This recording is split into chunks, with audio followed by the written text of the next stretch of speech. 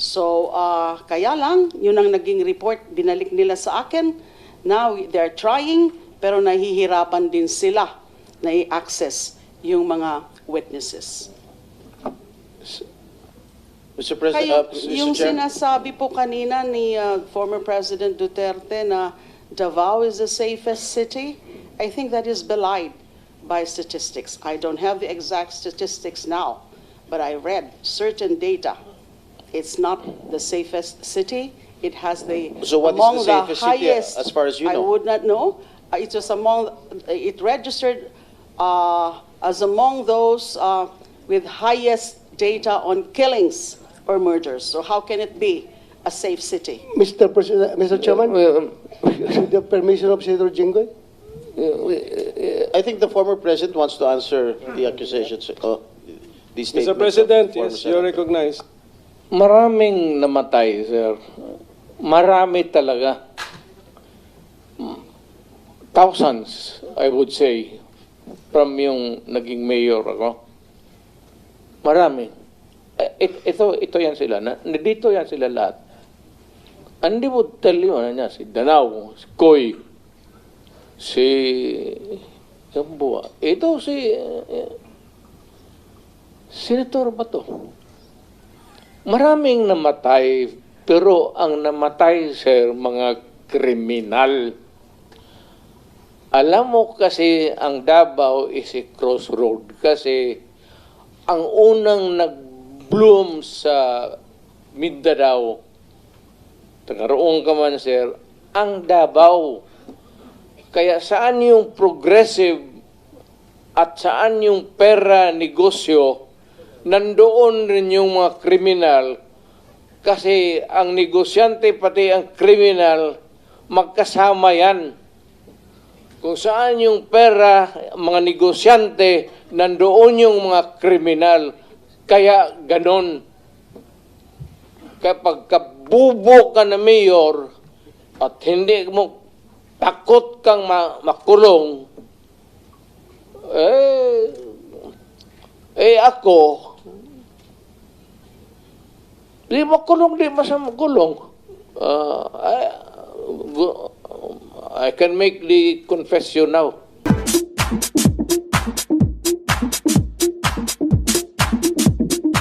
Partner, ano ba tong balita na sinasabi Sige, partner. ni PNP Chief, General Romel Francisco Marbil? Information na lumalabas ngayon sa Senate and even sa Quadcom ay lahat po yan ay dinokumpento na po natin at lahat po ng revelation in fact ay ina-actionan po ng PNP doon sa latest po na revelation at if you monitored po yung mga statements po ng ating dating Pangulo, again with due respect sa ating dating Pangulo, ay may mga sinasabi siya ng una, kiniklaim niya na may death squad, then later on binawi rin po niya, but this will not stop the PNP from pursuing and investigating this case po. And he mentioned some names at tinutuko po niya yung ibang mga pulis po that will be used as lead and basis of the PNP to conduct further investigation po.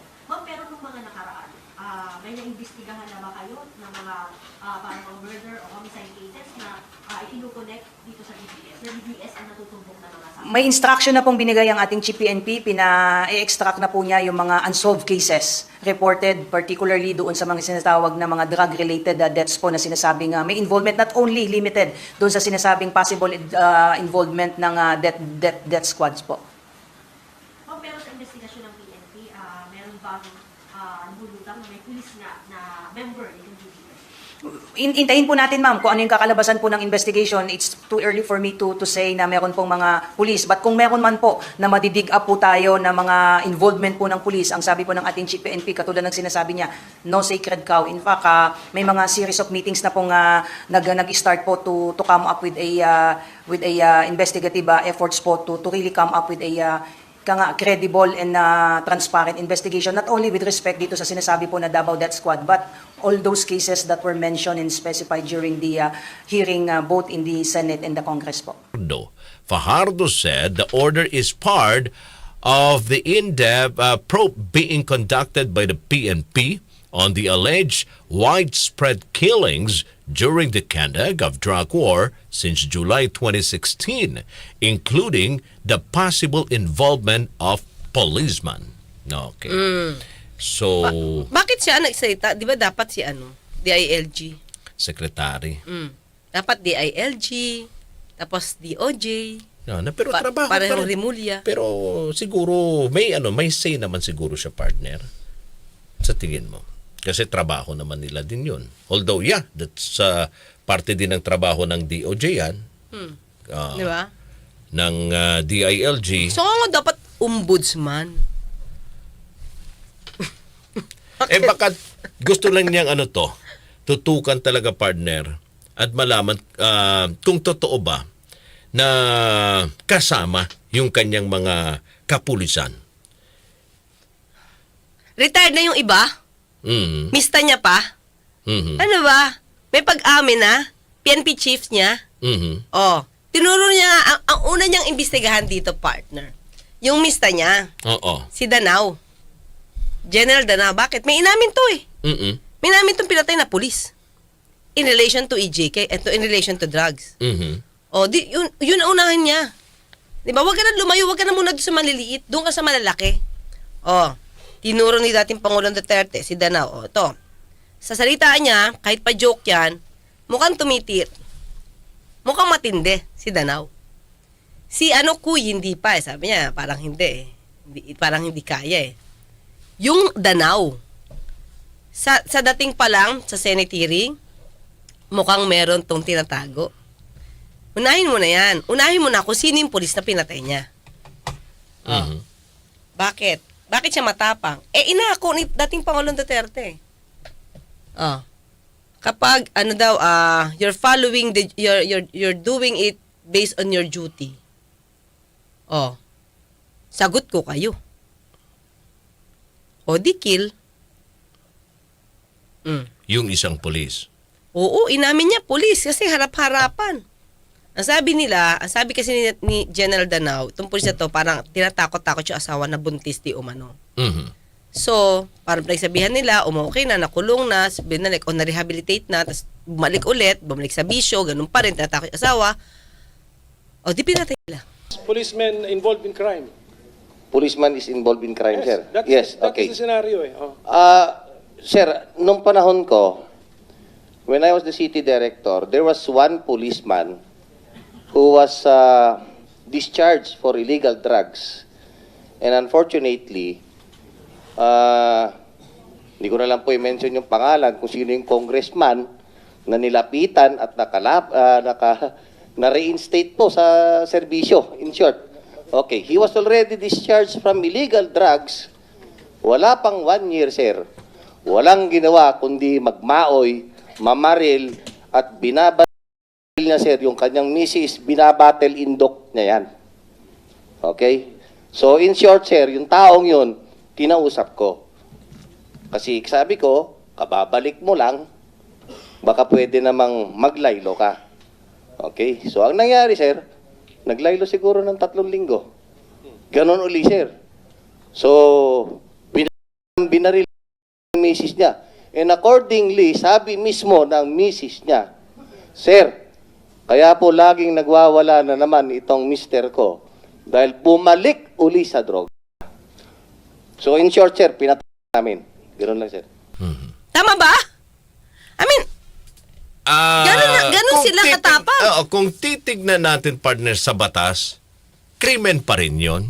Kahit sabihin mo na gaano kasama ang tao, yan ay, partner, karapatan pa rin niya na para harapin yung kanyang kasamaan, di ba?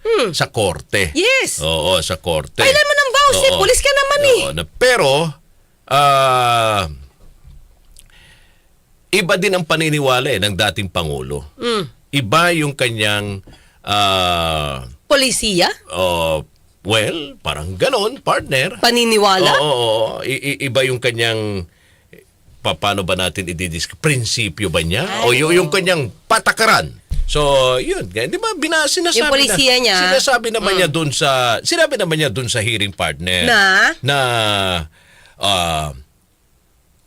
sagot ko kayo. O, di ba, yung mga pulis, sabi pa niya.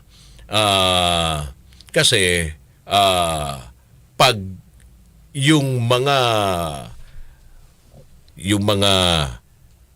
kriminal. Mm. Sabi pa niya, gusto niya yung lugar niya maging peaceful, maging tahimig. Okay? At katuwang niya ang mga pulis rito, partner, para sa magiging mapayapa, peaceful, no, yung kanyang lugar. Pero, di ba, ang sinasabi nga ng dating Pangulo, kung kayo ay involved din, pati sila, talagang... Okay, involved saan? Saan sila involved sa krimen? Sa krimen. Oh. Okay. Di ba yung sinasabi mo yung di umano na pinatay? Sabi mo di ba? Binubugbog yung asawa okay ng buntis. Yun. Okay Hindi ko yun. sinasabi na okay yun. Hindi, okay sa kanila yun. Oo, Polisiya kumbaga, yun. Kasi hindi siya inimbestigahan. No. Hindi siya inimbestigahan at hindi siya nadimanda. Itong si General Danao. Oo. Di ba? Kung tutuusin, mali yun. Bakit? Dapat dinimanda muna yun. Saka na siya magsabi na defense. No, hindi yung self-defense, partner. It's a defense of a stranger. Hindi mo naman kaano-ano tong asawa eh. Pero, magagamit mo lang yan pag nakadimanda ka na. Nadimanda ba si Danao? Tanong ko. Ang lakas ng loob niyang umami na siya ang pumatay. So, partner, pag gano'n, ako ang pumatay mismo, hindi lang yan ang, malamang, hindi lang yan ang pinatay niya. Sinabi niya yun sa hearing. Sinabi niya sa hearing yun. Sinabi niya yun. Kasi binibiro na rin, ayoko sabihin biro eh. Tinuturo siya ni dating Pangulong Duterte na ayan, nagdadasal yan, no? Ilan na ba napatay mo? So it means, meron niya sa utak ni dating Pangulong Duterte kung ilan ang ginawan mong ganyan. Ito, si Danao, ayan nagdadasal kasi sa kasalanan niya siguro. Huwag ka na bang, ilan bang pinatay mo? So that's wrong. That's wrong. Okay? Itong tanong ko. Okay, ha? Yan ang polisiya niya, ha? Asan yung Commission on Human Rights? Okay. Ngayon lang umamin, partner. No. Kasi sa mga ganong ang klase tanong mga ko, partner, yung asawa nun. Yung asawa nun. Magrereklamo ba? Davao yun. Hindi nagreklamo. Davao. What do you think? Hindi. Hindi talaga magrereklamo, partner, kasi siya din, biktima din eh. Sabi mo nga, di ba, binubugbog siya. Buntis pa siya, binubugbog siya ng asawa. Tingin mo, well, para sa kanya siguro. Tingin mo ba sa ganong mga killer may magsusumbong? Ang lakas nga ng loob ni dating Pangulong Duterte. Sige, punta kayo sa Davao, kumuha kayo records. Ilang taong ka bang mayor dyan? Ilang taong mayor ba ang Duterte dyan? Tingin nyo may makukuha ang records dyan? So, pag ganun ba, partner, eto yung tanong ko. Okay, inamin ni diba, General Danao, partner, na may ganun nga nangyari. Okay. Pero, walang nagsampa ng kaso. Walang nagreklamo. Ba't kailan ba siya naging Oo. Kailan siya naging regional director? So, kailan siya naging chief sa Davao? Oo. Hindi. Kung wala pa yan 20 years, pwede pa siyang sampahan ng kaso. So, posible, pwede pa siyang mapanagod. Dapat nga panagutin siya kasi nagyabang pa siya. So, sino ang partner ngayon? Ang rito? Magsasampa ng kaso? Magsasampa ng DOJ. kaso. Oo. DOJ. Akala nila, alam nyo mga ka-UP, akala nung iba, porkit meron tawanan, may palakpakan, kala nyo walang na-admit, ang daming na-admit. Oo. Di ba? Sabi nga ni Senator Cheese, lahat niya, pag nasa transcript yan, walang lalagay na tawanan dyan. Lahat ng admission nandoon. Oo. So yun, may admission. Tapos, sasabihin ni General Bato na walang DDS. Biglang umami si dating Pangulong Duterte na may death squad. Sapat ba yun, partner, na ebidensya yung pag-amin niya na para siya'y mananagod dun sa kanyang mga sinabi? O kailangan pa na... Sino dun? Dun si Danao. Liable na siya dun. Oo. Sino yun? Sino yung polis na yun napatay? Dapat maano yun. Sino yung polis na nakulong? Sino yung polis na dating nagkaroon ng addiction? Sino yung pulis na nakabalik? Sino yung pulis na nananakot ng asawang buntis? Dapat makita yun. Oo. Doon sa binabanggit mo ngang death squad, partner, kasi parang, well, inaamin may death squad, pero talagang sa tingin ko medyo mahirap din patunayan na kung sino-sino itong mga death squad. At partner, actually, ganito yan. Marami na nagsasalita, hindi lang pinakikinggan because time yun ni dating Pangulo Duterte. Nandiyan si Asierto, nandiyan si Las Cañas, nandiyan si Matubato. Anong ginawa dito? Lahat ito may death death threats. Oo. Lahat ito, mukhang nilagyan ng pera sa ulo. Kaya nga wala dito sa Las Cañas, di ba? Mhm. Meron death threat. Makakapagsampa ba ito ng kaso? Magagamit ba ito na witness sa court? Mhm. Yun. Tinakot na? Oh. Okay. Kaya nga, partner, Kaya yun yung sinasabi kaya nga ko. nakakapagsalita si Las Cañas sa ICC. Mhm. Di ba? Protected siya eh. Mhm. Mm. Because alam niya. So, yung mga kinukwento ni Las Cañas, lumalabas, pinatotohanan ni dating Pangulong Duterte doon sa Senado. Mhm. Mm. Di ba? Oo.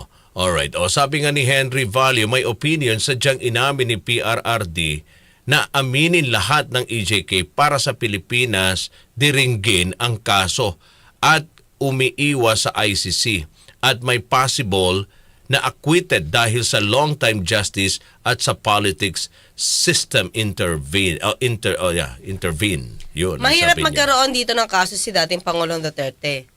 Tignan nyo na lang kung paano siya tinirit ng mga senador. Oo. Tingin nyo, patas. Mm-mm. Oh, sabi ni Arnel naman, inamin nga ni Danao na pinatay nila kasi lumaban ng laban. Oh, well, yun din ang ine-explain ni dating Pangulo. Ini-encourage nila, sinasabi niya sa pulis, to provoke partner, di ba? Doon sa tao na yon para lumaban. Sige, lumaban. Nasaan yung baril ng lumaban? Oo. So Nasaan ang pag paraffin lumaban, test? talagang... Kompleto dapat Oo. yan ha. Paraffin test, barel, Mhm. anong ginamit, anong pinutok. Patunayan na lahat yan na lahat ng pinatay nila lumaban. Oo. Yun naman ang tanong ni Senator Oo. Risa eh. Yeah. So okay. Kasi ito yung sinasabi nga ni Saka, ni talagang papatayin yan. Kahit hindi yan lumaban, papalabasin nila ang lumaban. Kasi yun yung utos ng Pangulo. no. So do you think, partner, itong binabanggit ni itong order mismo ni PNP Chief Marbil na i-account lahat yung unsolved killings and questionable police Kung operations, kakayanin nila? pwedeng gawin ba yan? Dito sa mga binabanggit mo nga, na may mga ganitong klaseng mga insidente na nanlaban. Kung i-assign, Oo. nag-ano na ba dito? Sorry ha, hindi ko matandaan ha. Nakapag-imbestiga na ba dito si Mayor Magalong? Nakapag-report na ba siya dito? Parang wala pa, partner. Okay.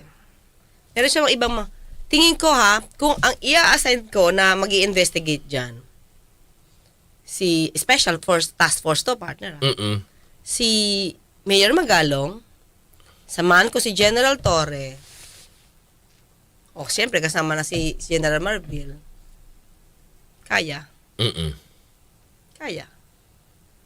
Pero kung salita lang yan, ano mangyayari dyan? Okay. Kasi bukang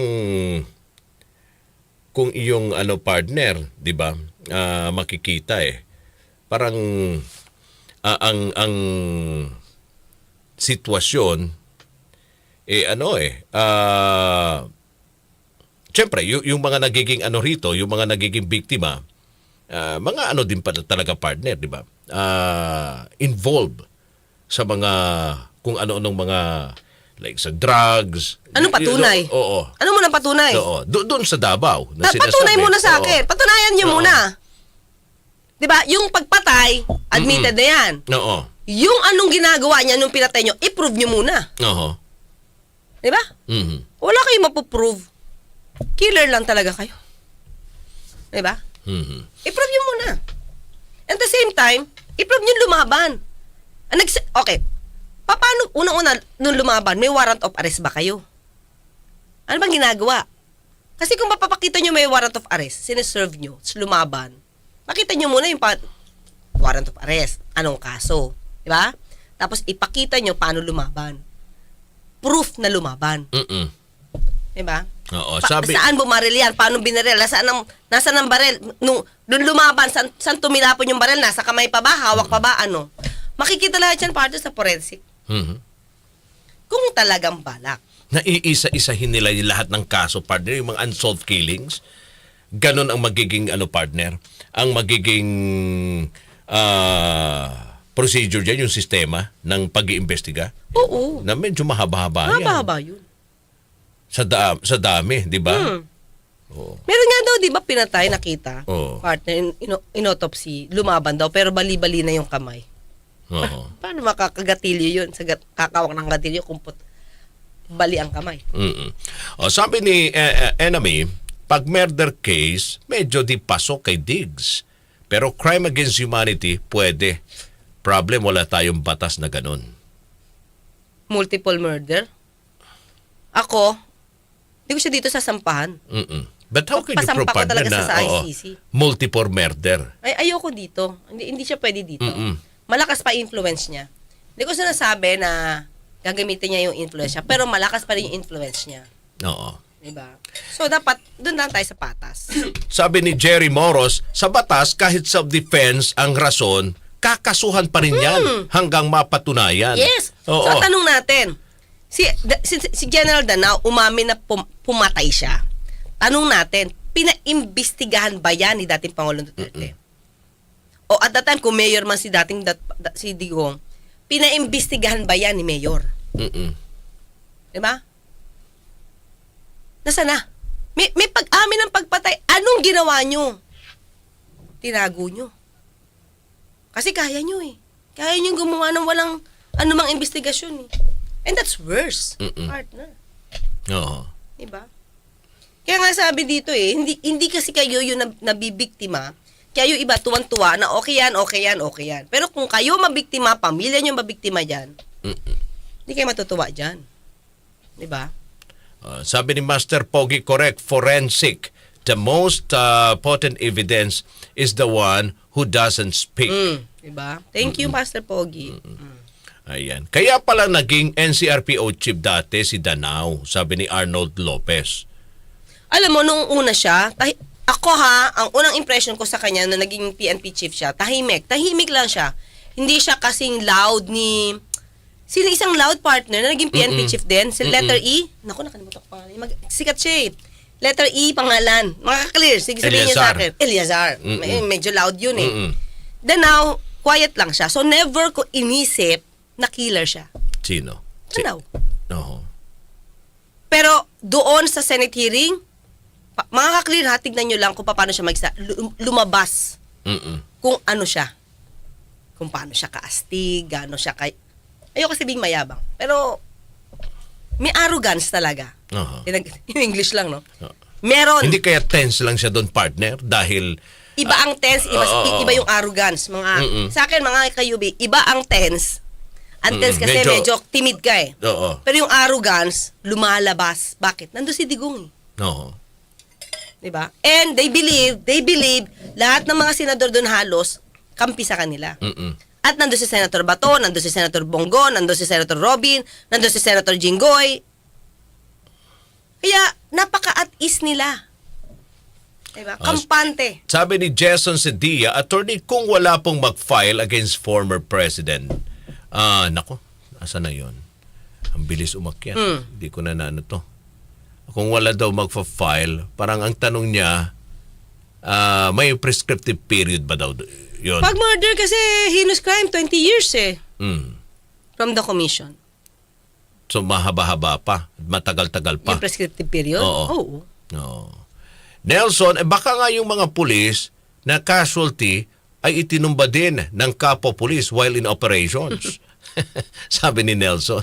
Pwede. Hindi natin. Ang dami na inamin eh. Diba? Venice 67, kaya pala madalas silang pumunta sa mga patay. Ayun, sabi ni Master Pogi, aura. Sige, tuloy partner. Ayan. Sabi ni? Sabi ni Jose Naife, DOJ kasuhan nyo na si Danao, sabi ni Attorney Claire. Inutos ka na. Sabi ni Jose, ikaw doon nag-utos. Ikaw pala nag-utos. Hindi ko naman inutos. Biglang pinagpawisan. Hindi ko naman inutos. Sinasabi Umamin kasi siya, malay ko ba naman? Hindi ko naman alam na aamin siya, di ba? Sinasabi ni Atty. Pwede kung gusto kasi umamin. Calling DOJ. Pwede. Oh. Hello, Attorney Clarence Sarot watching from Isles of Man, the UK. Hindi pa, Dodge. Kasi ang sabi niya parang official siya doon eh. Mm-mm. Sa Davao eh. So, kailan lang yun? Mukhang presidente pa si dating Pangulong Duterte. So, kailan lang yun? Mm-mm. Kailan lang yun? Ayan. Pwede pa yun. Di ba ang tukhang kakatok lang sa pinto tapos yun na yun, putok agad o hila sabay patay, sabi ni Sweet Day. Tingin ko ganito, Hang, tok. Pok. Oo. Pok pala dapat, pok. Hindi. Actually, ang konsepto naman ng tokhang, dati, maganda yan eh. Tokhang, kumbaga, katok, hangyo. Okay? Oo. Para Ibig say sabihin ng hello? hangyo. Hindi, oo. Ah. Kakatungin mo, hahangyo ka na para magbago. Oo, ganun yun. Kaya tokhang. Ano yung tok? Katok? Katok! Hanggang katok lang eh. Hindi naman pinagbago eh. Iniba lang nila eh. Ano? Ang partner, ang meaning Okay. at konsepto So, ng tokhang. So yung tokhang, parang pagbabagoy mo, kakatukin ka para magbago ka. Oo. Kung kakatukin ka at papatayin ka, ano nang tawag doon? Tok. Katok. Toktay. Hindi. Tok patay. Togbang. Yeah. Togbang. Pero hindi natin alam kung yan ba talaga naging partner, sakop ng tokhang. Sino? Yung pulis na pinatay? Yung togbang. Tokbang. Oo. Atin lang yun. Atin lang yun. Oo, atin Wala lang naman yun. nakakarinig sa'yo, partner. Correct. Walang babati ko sa'yo. Tayo lang. Tayo lang naman rito eh. Ay, partner, may nagtatanong pala sa akin, paano daw sila makaka... Ay, ito, partner, sabi ni Arnold Lopez, ano yung tigwang? Ano yung tigwang? Ay, hindi ko alam yung tigwang. Ano bang ibig sabihin yan, Arnold? Sabi nila, maraming adik sa lugar na naman dati. Nag-surrender sila talaga. Wala namang napatay yata. Tamang linis lang sila sa community. You see, gano'n naman pala yung nangyari. Hindi naman lahat natogbang. Sako pa rin dun sa toghang. Kumbaga, ganun yung konsepto. Tama nga, Lan. Oo. Ganun actually yung konsepto ng tokhang. Katok, tapos, kumbaga, parang ligawan mo siya o convince mo siya to surrender or magbagong buhay. Oo. Parang ganon yung partner. So, may mga sinasabi nga sa sa report ni Senator Villanueva ba yung sinabi niya doon sa hearing na may mga nakulong naman doon sa di umano'y tokhang na inabuso ng ilang mga pulis. Okay. Ba't parang nalungkot ka pa? Hindi kasi nakulong naman di ba? Nasentensyahan naman they're just doing their duties Oo. Ano ba yung duty nila? They encourage those people to fight para patayin na. Yun ang duty nila. Encourage nila.